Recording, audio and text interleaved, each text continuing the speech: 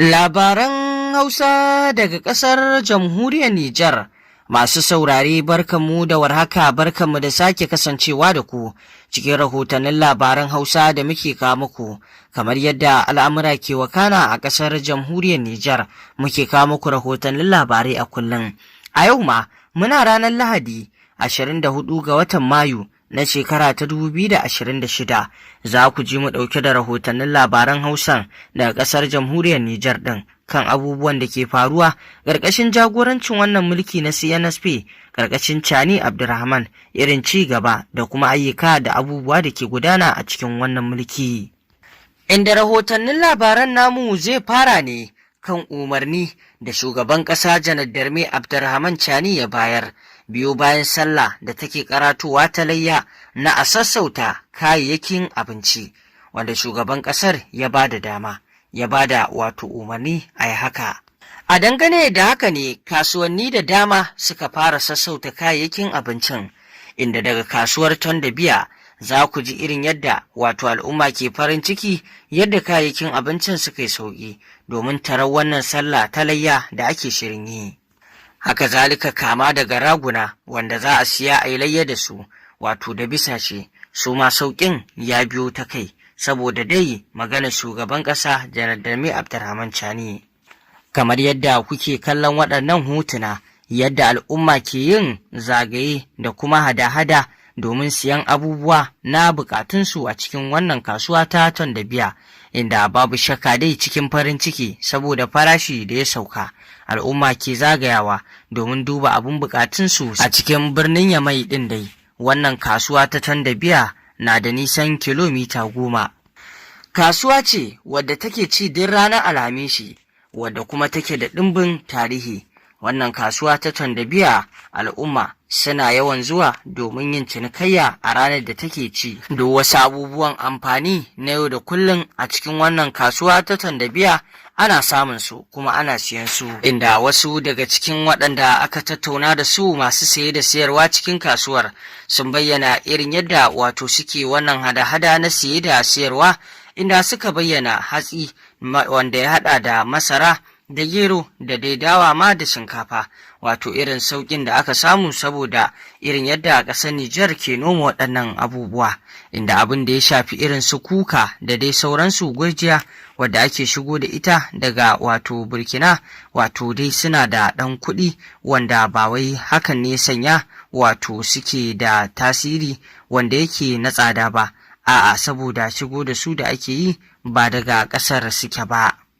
Inda dai sun bayyana a yanayin da ake ciki na sauƙin kayan abinci a Nijar, ko talaka ne kai ko ma rago ne kai za ka iya ci da gidanka ba tare da wani haufi ba. Inda daga ɓangaren kuma siyar da raguna a cikin kasuwa, inda babu shakka wata baiwar Allah ta bayyana cewa farashin ragunan da sun ɗanyi kuɗi, inda ta bayyana cewa na 80 ta zo siya, amma dai yanzu dole na san mil za ta siya saboda tsadar ragunan, wanda duka dai ana kira ga waɗannan masu saya da sayarwa na raguna da bisashe da su sauƙaƙa domin layyan nan ta samu kowa ya iya yi. Duk da dai suna kokawa dangane da irin tsadar dissa da ake samu, wanda ciyar da waɗannan raguna kamar yadda aka sani dusa ta yi tsada, wanda babu shakka suke danganta shi da tsadar da ake samu na ragunan. Inda wannan bayar Allah dai ta yi kira ga shugabanni a ƙara yin magana domin rage waɗannan kuɗaɗe don kowane talaka ya samu ya siyan abin layya. Haka shi ma wannan bawan Allah dai dangane da siyan abin layyan da ya zo, ya nuna irin yadda suka yi tsada, inda ya nuna mamakinsa bisa yadda suka yi tsada fiye ma da shekarar da ta gabata, inda ya nuna cewar wannan al'amari ne da yake ya kamata a samu sauƙi a cikinsa. To wannan kenan. Idan muka tsallaka zuwa rahoto na gaba daga ƙasa mai tsarki ta Saudi Arabia, wanda alhazan ƙasar Jamhuriyar Nijar ke garin Makka domin gudanar da aikin hajji, inda suke gudanar da ayyuka domin karɓuwar aikinsu.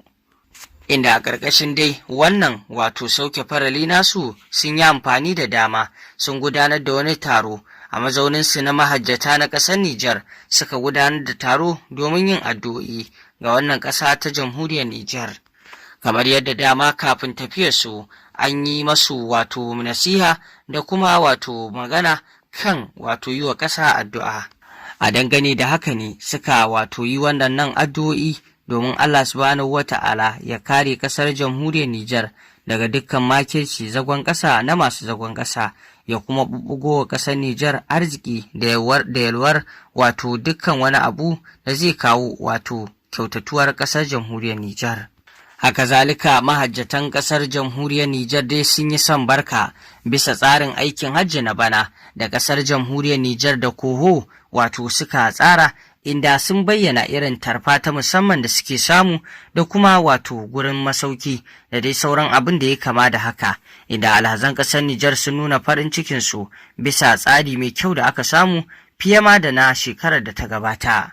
Inda wasu daga cikin mahajjatan da aka tattauna da su sun nuna yabawar tare da wato jinjina ga shugaban ƙasa Janar Darmi Abdurrahman Chani da Koho kanta saboda ƙoƙarin da suka yi sun samu masauki mai kyau sannan kuma ga tarbe da ake masu wanda ya dace. Haka zalika mahajjatan mazansu da matansu sun nuna son barkarsu, haka zalika da masu kula da su ɗin duka babu gazawa cikin ayyukansu wanda suka yi son barka da wannan tsari da aka gudanar. Yayin da aikin hajjin dai ana dab da a soma shi, alhazai na cikin shiri suna dai gudanar da addu'o'i ga kansu da kuma ƙasar jamhuriyar Nijar.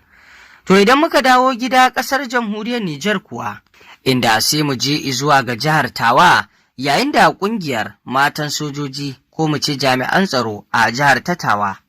suka sake gudanar da wani babban taro na addu'o'i, saukar Alƙur'ani da kuma sallolin alƙunuti domin addu'o'i Allah ya kawo ƙasar jamhuriyar Nijar ci gaba ya kuma tsare ƙasar jamhuriyar Nijar daga dukkan makircin masu makirci, daga dukkan wani abu da zai kawo wa Nijar na kaso, kuma Allah ya bubbugo mata da tattalin arziki da yalwa ta fuskoki da dama, wanda wannan matan sojoji abin da suka yi abin a yaba masu ne saboda wannan gudanar da taro, inda babu shakka dai wannan taro abin ai masu wato yabawa ne bisa ƙoƙarin da suka yi. Haka zalika taron ya samu halartar manya ciki har da magatakarda na wato Yakuba Sukarejo.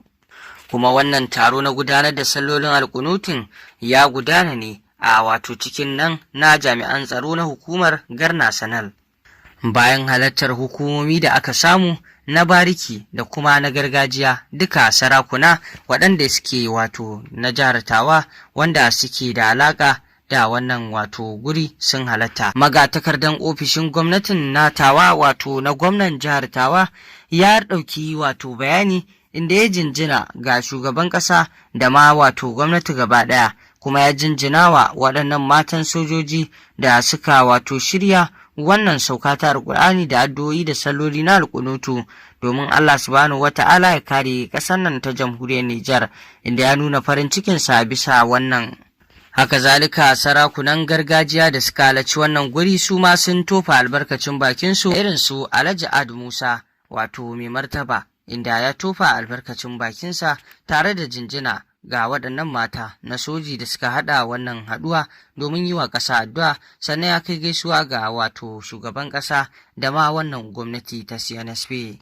Sai kuma mu karkare rahotannin labaran namu da sabuwar ƙungiyar da aka kafa ta likitoci wato Ansar, inda suka gudanar da wani babban taro domin nuna goyon baya da wannan gwamnati ta CNSP, inda suka bayyana cewa sun girka wannan ƙungiya ne domin nuna goyon baya da kuma amsa kira ga shugaban ƙasa Janar Darmi Abdurrahman Chani da kuma gwamnatinsa, inda suka yi kira da kowane ɗan Nijar ya kasance mai kishi kuma tsintsiya maɗaurin ki ɗaya wajen tafi da ƙasa. Dole sai an samu haɗin kai na 'yan ƙasa domin komai ya tafi daidai.